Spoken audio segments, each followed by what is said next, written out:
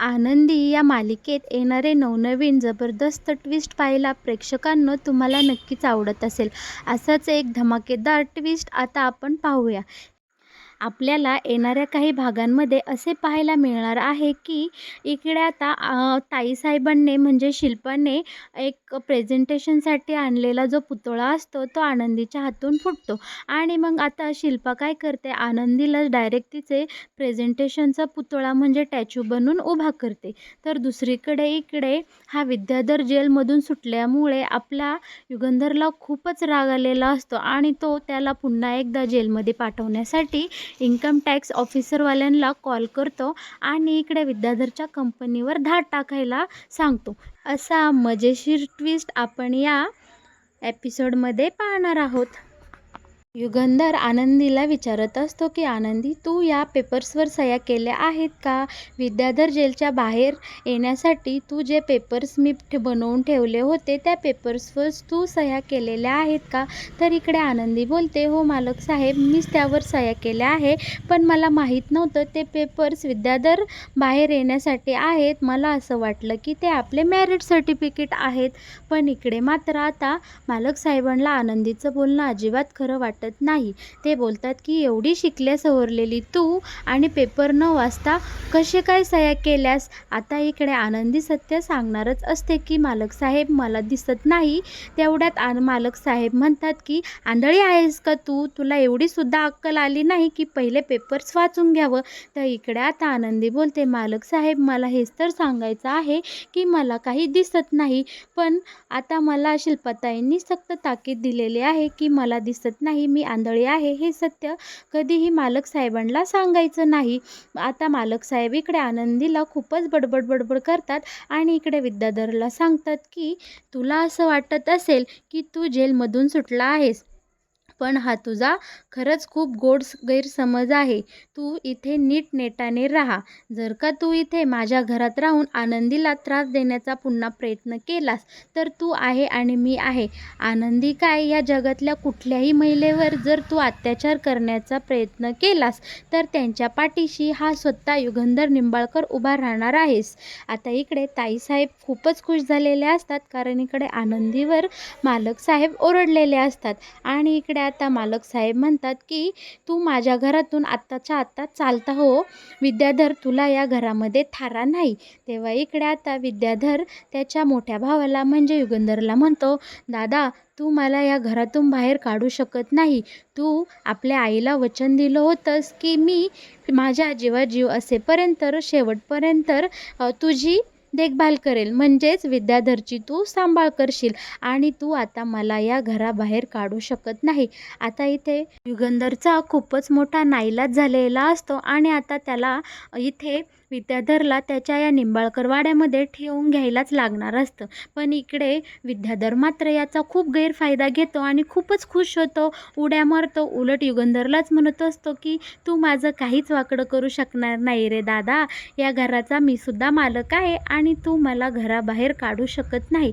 पण इकडे आता युगंधरची खूपच चिडचिड होत असते की आनंदीने खुशाल्या विद्याधरला, नालायकाला जेलमधून बाहेर काढला आहे आणि आता विद्याधर इथे फालतूची बडबड करतच राहत असतो आणि इकडे दादालाच ज्ञान शिकवत असतो. आता सगळेजण आपापल्या मार्गाला जातात. आनंदीही निघून जाते आणि विद्याधर सुद्धा आता त्याच्या रूममध्ये निघून जातो. युगंधर आता लगोलग त्याच्या बेडरूममध्ये निघून आलेला असतो. इकडे युगंधरची खूपच चिडचिड होत असते आणि त्याच्या पाठोपाठ इकडे शिर्केही आलेले असतात. युगंधर शिर्केला बोलत असतो, अशी कशी ही आनंदी मूर्ख निघाली? काय या मुलीला कळत नाही का तिने काय करून ठेवलं आहे? तिला थोडीसुद्धा अक्कल नाही का? ह्या नालायक विद्याधरला जेलमधून बाहेर काढलं. अरे तो कधी सुधारणारा आहे का? हिने असं हे कृत्य करून स्वतःच्याच पायावर आता धोंडा मारून घेतलेला आहे आणि या गोष्टीचा मला खूप राग आलेला आहे. मला आनंदीचा तर खूपच राग आलेला आहे आज इकडे. तेव्हा आता इकडे शिर्के बोलत असतात, मालक साहेब, आनंदीचं चुकलंच आहे, पण मला आनंदीविषयी इकडे खूप मोठी तुम्हाला गोष्ट सांगायची आहे. तर इकडे लगेच मालक साहेब बोलतात, त्या आनंदीची वकिली अजिबात माझ्यासमोर करू नका. शिर्के, मला त्या आनंदीविषयी काहीही ऐकायचं नाही. इकडे आता शिर्के मालक साहेबांना हेच सांगणार असतात की आनंदीला दिसत नाही म्हणून तिने चुकून त्या पेपर्सवर सह्या केल्या आहेत. आता इकडे मालक साहेब आणि शिर्के तातडीने लगेच फॅक्टरीला जायला निघतात. पण तिथे मध्ये वाटेतच हा विद्याधर जिन्यामध्ये उभा राहिलेला असतो आणि मालक साहेब जात असताना त्याच्याकडे बघून खूपच फिदी हसत असतो आणि म्हणतो की तुम्ही माझं काय वाकडं केलं दादा, तू माझं काय वाकडं केले. इकडे आता युगंधरला खूपच राग आलेला असतो. युगंधर तडक जातो आणि विद्याधरचं नडच धरतो. आता विद्याधर मात्र इकडे घाबरतो. विद्याधर बोलतो, दादा अरे तू असं काय करत आहेस. तर इकडे आता युगंधर बोलतो की तुला वाटत आहे तू जेलमधून सुटला आहेस, पण तुझं हे थेर लवकरात लवकर थांबव आणि माझ्या आनंदीच्या वाट्याला अजिबात जाऊ नको, नाहीतर तुला या घरामधून जेल असं काही बाहेर हाकलून देईल की तुला डायरेक्ट एरवड्या जेललाच जावं लागेल. इकडे आता युगंधरने विद्याधरला चांगली सक्त ताकीद दिलेली असते आणि युगंधर आता तिथून निघून गेलेला असतो. इकडे लगेच विद्याधर बोलत असतो, अरे दादा तू माझं काय बिघडवणार आहेस. आता तर मी जेलमधून बाहेरसुद्धा आलेलो आहे. आणि इकडे आता किचनमध्ये आनंदी रडत बसलेले असते आणि तिथे माई येते आणि माई पाण्याचा ग्लास भरते आणि आनंदीला देते. आनंदी इकडे खूप घाबरते आणि म्हणते, कोण आहे कोण आहे. पण इकडे माई म्हणतात, घाबरू नकोस, मी आहे माई. आणि आता माई आनंदीला पाण्याचा ग्लास देतात आणि आनंदीसोबत 4 शब्द गोडाचे बोलतात. इथे आता माई सांगतात की आनंदी तुला घाबरायची अजिबात गरज नाही आहे. तुझ्यासोबत जे काही घडलं आहे त्यामुळे तू खूपच इथे चलबिचल झालेली आहे आणि घाबरून गेलेली आहे याची मला कल्पना आहे. पण तू चांगली मुलगी वाटलीस, मला तुझ्याविषयी थोडंसं प्रेम वाटलं म्हणून मी तुझ्याशी बोलायला आले आहे. माझा जावई तुझ्या केसालाही कधीच धक्का लागू देणार नाही. तू तुझी अजिबात काळजी करू नको. तुझ्या काय या जगातल्या कुठल्याही मुलीच्या केसाला माझा जावई कधीच धक्का लावून देणार नाही. जावई कोण जावई. आता आनंदीला प्रश्न पडतो की माईचा जावई नक्की कोण आहे. तर इकडे माई सांगते, युगंधर हा माझा जावई आहे, माझ्या समिधाचा हा नवरा आहे. आणि मग प्रेक्षकांनो, इथे आता खूप मोठ्या गोष्टीचा आनंदीसमोर खुलासा झालेला असतो की ही माई आणि जे बाबा आहेत ते चक्क अस्मिता ताईचे आई बाबा आहेत. म्हणजे आपल्या सासू सासऱ्यांना जो माणूस स्वतःच्या आई वडिलांप्रमाणे घरामध्ये मान देतो, सन्मान देतो आणि माझ्यासारख्या एका परक्या मुलीसाठी स्वतःच्या सख्ख्या भावासोबत वैर घेतो, तो माणूस मनाने किती बरं चांगला असेल. इकडे आता आनंदी विचार करू लागते की मालक साहेब हे मनाने खरंच खूपच चांगले आहेत आणि अशा माणसाचा मी खरंच विश्वासघात केला आहे, असा आता आनंदी बोलत असते आणि स्वतःलाच दोष देत असते. मूर्ख विद्याधर हा आता पुन्हा एकदा त्याच घाणेरड्या वळणाला लागलेला असतो. आता विद्याधरची बायको धनश्री त्याला म्हणत असते, अहो कुठं चालला आहात, प्लीज कुठं जाऊ नका ना, आजची रात्र घरात राहा. तर इकडे युगंधर हा बावळट चांगल्या बायकोला झिडकारून तिकडे आता डान्स बारमध्ये चाललेला असतो आणि म्हणत असतो की माझ्या तिथे खूप सुंदर सुंदर मुली वाट पाहत आहेत, त्यामुळे तू चालती हो माझ्या नजरेसमोर येऊ नकोस. तुला हात लावण्याची सुद्धा मला आता इकडे इच्छा होत नाही. आणि हा विद्याधर आता धनश्रीला बेडवर ढकलतो आणि तिथून निघून जातो. आणि आता इकडे सुंदर दिवसाची सुंदर सकाळ झालेली आता आपल्याला पाहायला मिळणार आहे. सकाळी सकाळी सगळेजण टेबलवर छान नाश्ता करायला बसलेले असतात आणि इकडे आता ताई युगंधरला म्हणत असते, सोड ना युगंधर, आता तू विद्याधरवरचा राग सोडून दे. आता विद्याधर हा तुझा पाठचा लहान भाऊ आहे, सगळं काही विसरून जा. त्याचं वागणं मलासुद्धा आवडलेलं नाही, काल तो खूपच विचित्र वागलेला आहे, पण जाऊ दे आता, त्याला माफ कर. आणि आता एकाच घरात आपल्याला सगळ्यांना राहायचं आहे, त्यामुळे सगळं काही सोडून दे आणि पुन्हा एकदा आपण सगळेजण गुण्या गोविंदाने राहूया. आणि त्या विद्याधरसोबत मी काय बोलायचं ते बोलून घेते. इकडे आता युगंधर बोलत असतो की ते कुत्र्याचं शेपूट आहे ताई, ते कधीच सरळ होणार नाही. आणि इकडे असं युगंधर बोलतच असतो. तोच इकडे आता विद्याधर खूप दारू पिऊन घरात आलेला असतो. हा बेवडा आता काहीही नशेच्या भरात बोलत असतो आणि म्हणत असतो, "कोण रे तू? कोण आहेस?" असं काही विचित्रगत बोलत असतो.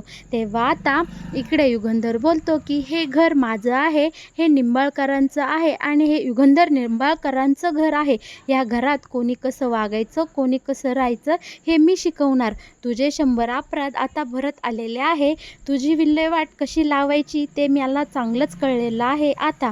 विद्याधर, तू लवकरात लवकर सुधार, नाहीतर तुझी थेट मी सोय आता येरवडा जेलमध्ये करेल. आणि इकडे मात्र ह्या विद्याधरला काहीच फरक पडत नसतो. तो इकडे आता मालक साहेबांना काहीही बोलत असतो आणि म्हणत असतो, तू मला घराबाहेर काढणार आणि तू माझी सोय येरवडा जेलमध्ये करणार. अरे हट. आणि इथे आता टेबलवरचं पाणी हा उचलून घेतो आणि गटा गटा गटा गटा पिऊन टाकतो. विद्याधर इतका वेड्यासारखा वागत असतो आणि धनश्री मात्र लगेच त्याच्या पुढं, "अहो, तुम्हाला काय झालं? तुम्ही ठीक आहे ना?" असं बोलत असते. आणि तितक्यात लगेच इकडे विद्याधरला एक फोन आलेला असतो की साहेब, तुमच्या कंपनीवर इन्कम टॅक्सची धड पडलेली आहे. आणि इकडे डायरेक्टच आता विद्याधरची दारू उतरलेलीच आपल्याला पाहायला मिळणार आहे. आता विद्याधर बोलतो, "माझ्या कंपनीवर इन्कम टॅक्सची रेड कशी काय पडले?" तेव्हा आता मालक साहेब इकडे विद्याधरकडं मोठ्या थाटातच बघत राहिलेले असतात आणि त्याच्यासमोर जातात.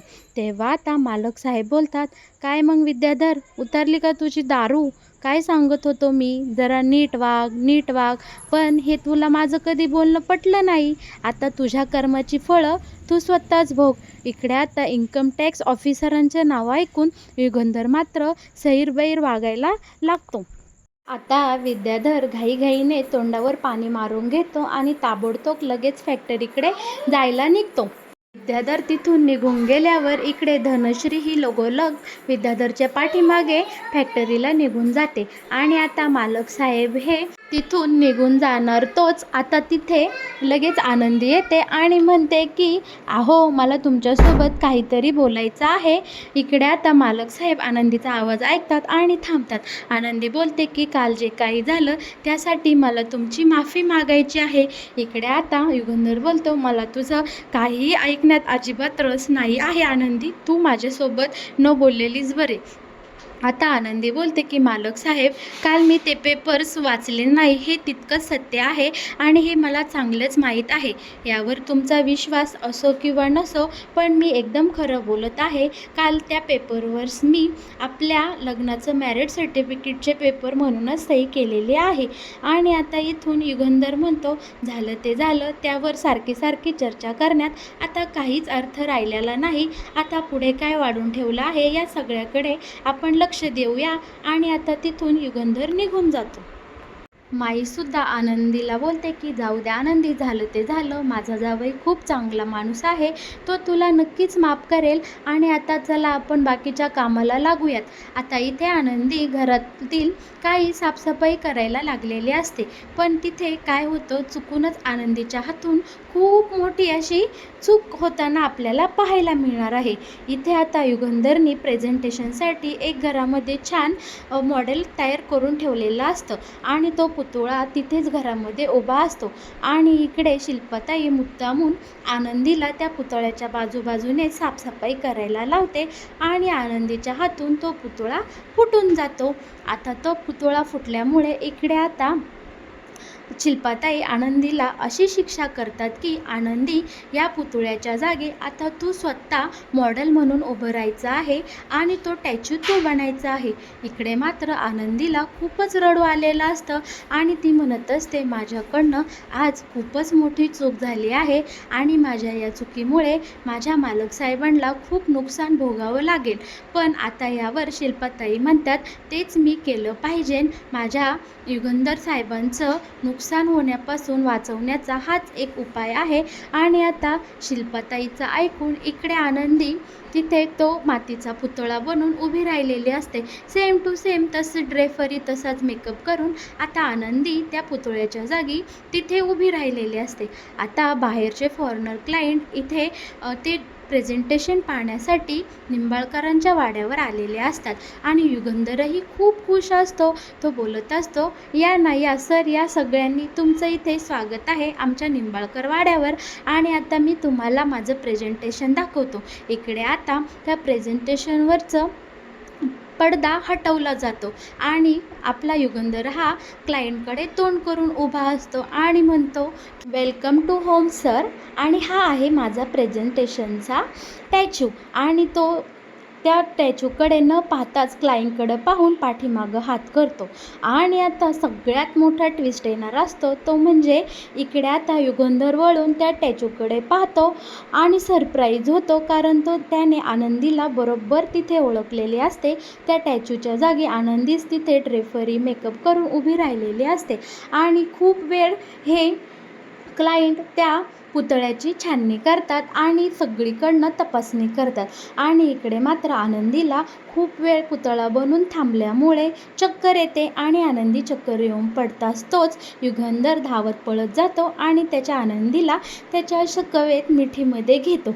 हा सगळा प्रकार शिल्पाताईमुळे घडलेला असतो.